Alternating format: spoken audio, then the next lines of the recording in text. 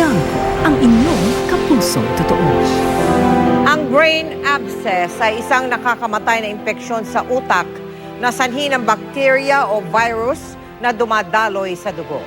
At isa pala sa mga pwedeng maging sanhi nito, simpleng impeksyon mula sa mga bahagi ng katawan tulad ng tenga. Tunghayan po ninyo kung paano nabago ng brain abscess ang buhay ng 17 taong gulang na si Justine mula sa May Kawayan sa Bulacan.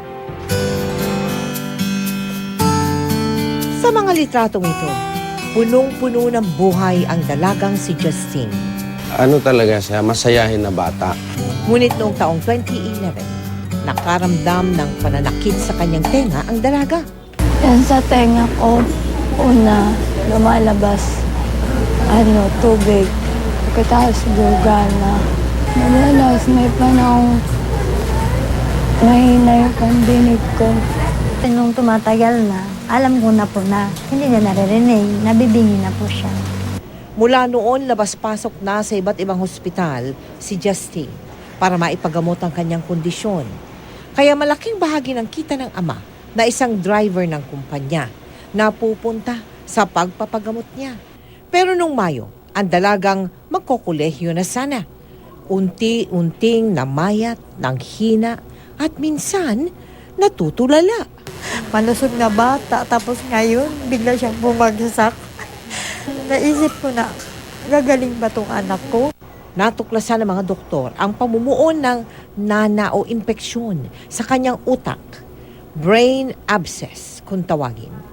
Ayon sa doktor, ito ang komplikasyon na dulot ng otitis media o ang impeksyon sa gitnang bahagi ng kanyang tenga. Lumabas na may 1.2 by 1.2 centimeters na brain abscess.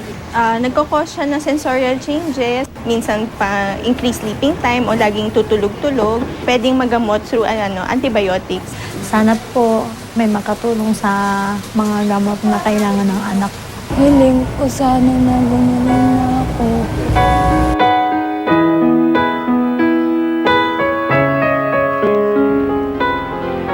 Payo ng doktor, kailangang tuloy-tuloy ang pagpapagamot kay Justine ng mga antibiotics sa mga susunod na linggo para hindi na kumalat ang impeksyon sa kanyang utak. At kung hindi daw maaagapan ay posible pong lumaki ang kanyang brain abscess at humantong sa isang operasyon.